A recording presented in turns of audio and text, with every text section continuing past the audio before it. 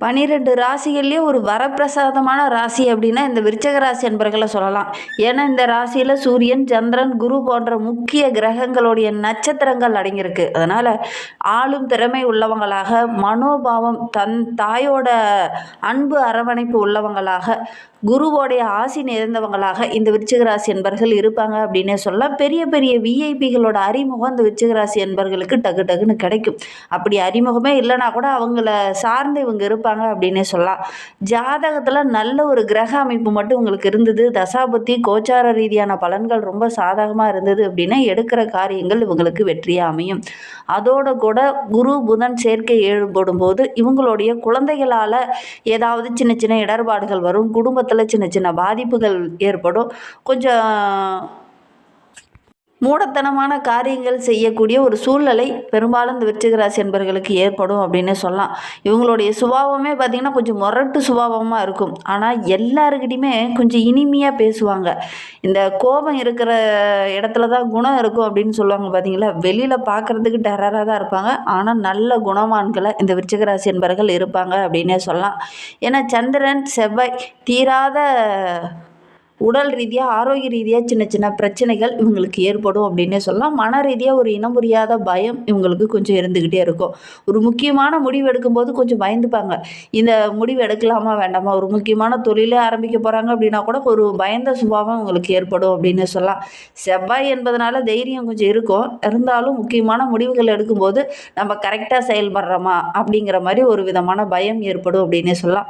ஆரோக்கிய ரீதியாக உங்களுக்கு கொஞ்சம் தொந்தரவுகள் இருந்துக்கிட்டே இருக்கும். மன ரத்த சம்பந்தமான பிரச்சனைகள் இவங்களுக்கு கொஞ்சம் ஏற்படக்கூடிய சூழ்நிலை இருக்குது அப்படின்னே சொல்லலாம். இந்த விருச்சிக ராசிக்கு குரு திசை வரும்போது இவங்களுடைய வாழ்க்கை ரொம்ப சிறப்பாக இருக்கும் அப்படின்னே சொல்லலாம். என்னென்ன பிரச்சனையெல்லாம் இவங்க சந்தித்தாங்களோ அது எல்லாம் அப்படியே டோட்டலாக மாதிரி நிறைய நன்மைகள் கிடைக்கும். ஏன்னா செவ்வாய் குரு இவங்க 2 பேரும் சேரும்போது நல்ல ஒரு முன்னேற்றத்தை எதிர்பார்க்கலாம். அவரோடு கூட சுக்கிரன் இணையும் போது ராகு கேது திசை நடக்கும்போது இவங்களுடைய வாழ்க்கையில் மிகப்பெரிய சாதனை செய்வாங்க அப்படின்னே சொல்லலாம். சரி, இவங்களுக்கு வருகின்ற நாட்கள் எப்படி இருக்குது, வருகின்ற 7 நாட்களும் உங்களுக்கு சாதகமாக இருக்கா பாதகமாக இருக்கா, கிரக அமைப்புகள் எப்படி இருக்குது, என்னென்ன விஷயம்லாம் உங்களுக்கு சாதகமாக இருக்குது அப்படிங்கிறத தொடர்ந்து இந்த வீடியோவில் பார்க்கலாம். நீங்கள் இப்போ தான் ஃபஸ்ட் டைமாக நம்ம சேனலை பார்க்குறதா இருந்தால் நம்ம சேனலை சப்ஸ்கிரைப் பண்ணிவிட்டு கூடவே இருக்கிற பெல் ஐக்கானையும் கிளிக் பண்ணிக்கோங்க. அப்போ தான் நாங்கள் போடுற ஒவ்வொரு வீடியோவுமே உங்களுக்கு நோட்டிஃபிகேஷனாக வரும். நீங்கள் விருச்சிக ராசி என்பராக இருந்தால் மறக்காமல் நம்மளுடைய சேனலுக்கு ஒரு லைக் கொடுத்துட்டு, உங்களுடைய உறவுகள் வகையில், நண்பர்கள் வகையில் யாராவது விருச்சிக ராசி என்பர்கள் இருக்காங்க அப்படின்னா மறக்காமல் இந்த வீடியோவை அவங்களுக்கும் ஷேர் பண்ணி விடுங்க. விருச்சிக ராசியில் நீங்கள் எந்த நட்சத்திரத்தில் பிறந்தீங்க, உங்களுடைய இஷ்ட தெய்வ பெயர் என்ன, உங்களுடைய குலதெய்வ பெயர் என்ன அப்படிங்கிறத மறக்காமல் எங்களுடைய கமெண்ட் பாக்ஸில் தெரிவிங்க. உங்களுடைய குலதெய்வம் ஒரு ஆண் தெய்வமாக இருக்குங்கிற பட்சத்தில் அமாவாசை நாட்களில் போய் ஒரு 9 தேங்காய் தீபம் போட்டு வழிபட்டீங்க அப்படின்னா கண்டிப்பாக உங்களுடைய வாழ்க்கையில் மிகப்பெரிய மாற்றத்தை நீங்கள் சந்திக்கலாம். அதே மாதிரி உங்களுடைய குலதெய்வம் அதுவும் ஆக்ரோஷமான பெண் தெய்வமாக இருக்குது அப்படின்னா பௌர்ணமி நாட்களில் போய் உங்களுடைய குலதெய்வத்துக்கு தேங்காய் தீபம் போட்டு வழிபடுங்க. நல்ல மாற்றத்தை நீங்கள் எதிர்பார்க்கலாம். நம்பிக்கையோடு செய்யுங்க. செஞ்சுட்டு அதுக்கப்புறம் ஒரு தொழிலோ ஒரு வியாபாரம் செஞ்சீங்க அப்படின்னா கண்டிப்பாக நல்ல ஒரு மாற்றத்தை நீங்கள் எதிர்பார்க்கலாம் அப்படின்னு சொல்லலாம். சரி, உங்களுக்கு வருகின்ற நாட்கள் எப்படி இருக்குது அப்படிங்கிறத தொடர்ந்து பார்க்கலாம் வாங்க. நல்ல ஒரு முன்னேற்றத்தை வருகின்ற நாட்களில் இந்த விருச்சிக ராசி என்பர்கள் எதிர்பார்க்கலாம். வருகின்ற 7 நாட்களும் மிகப்பெரிய வளர்ச்சியை நீங்கள் எதிர்பார்க்கலாம் அப்படின்னே சொல்லலாம். இந்த காலகட்டத்தில் பல விஐபிகளோட அறிமுகம் கிடைக்கும். அவங்க மூலிமா உங்களுடைய வாழ்க்கையிலே மிகப்பெரிய சேஞ்சஸ்லாம் இந்த காலகட்டத்தில் நடக்கக்கூடிய யோகம் இருக்குது.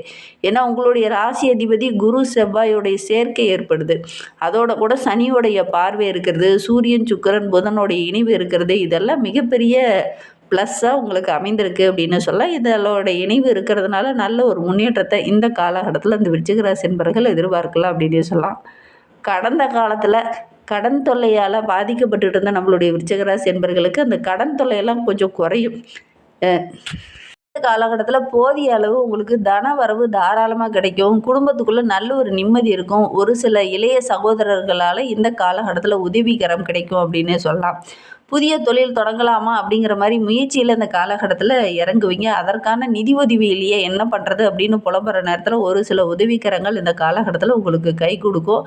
அதன் மூலிமா உங்களுடைய புதிய தொழிலை தொடங்குவீங்க. நல்ல ஒரு முன்னேற்றத்தை எதிர்பார்க்கலாம். நல்ல லாபம் வருகின்ற நாட்களில் உங்களுக்கு கிடைக்கும். பெரும்பாலான கிரகங்கள் உங்களுக்கு சாதகமாக இருக்கிறதுனால எடுக்கிற காரியங்கள் எல்லாமே உங்களுக்கு வெற்றியாக அமையக்கூடிய ஒரு யோகமான வாரமாக வருகின்ற வாரம் இந்த விருச்சிக ராசி என்பர்களுக்கு அமைந்திருக்கு அப்படின்னே சொல்லலாம். உத்தியோகத்தில் இருக்கிறவங்களுக்கு நல்ல ஒரு முன்னேற்றத்தை எதிர்பார்க்கலாம்.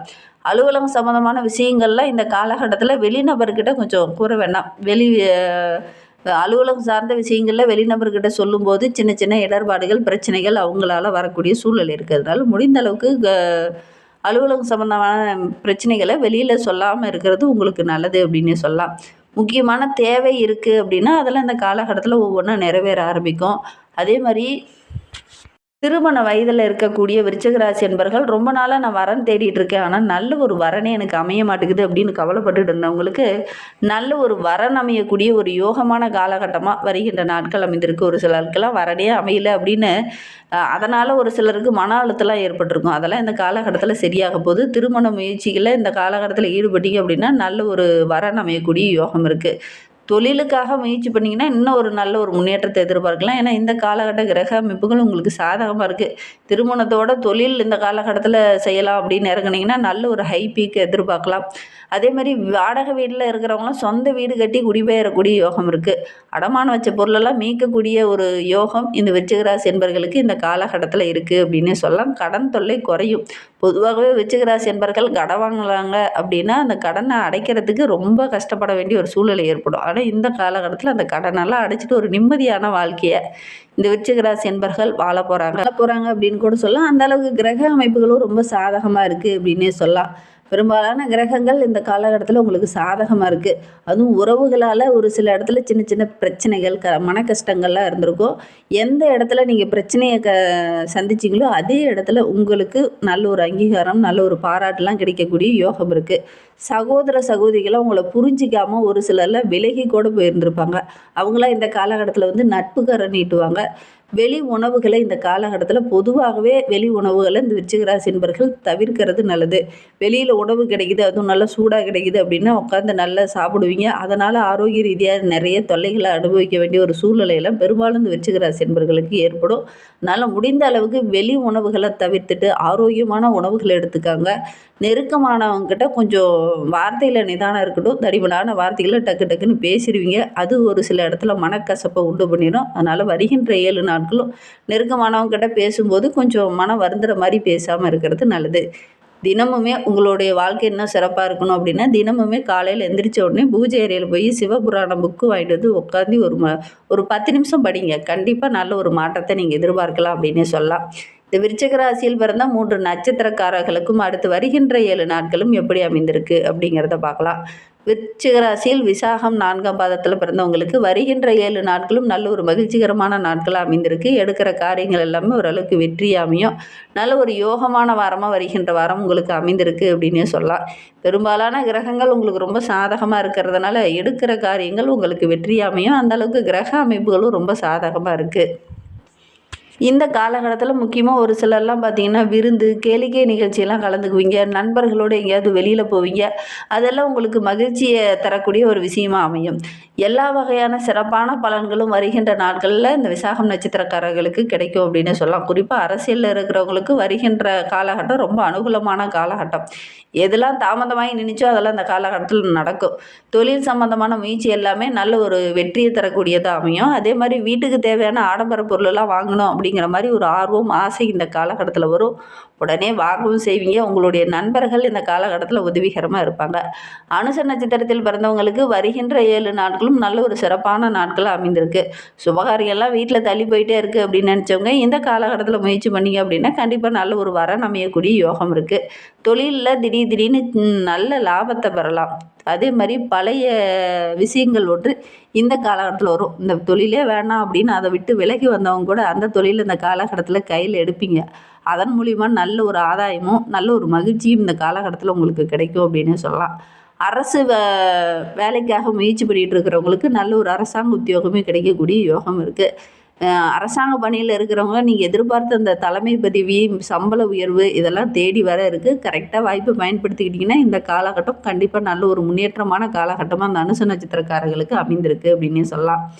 கேட்டை நட்சத்திரத்தில் பிறந்தவங்களுக்கு வருகின்ற 7 நாட்களும் எப்படி அமைந்திருக்கு அப்படிங்கிறதெல்லாம் பார்க்கலாம்.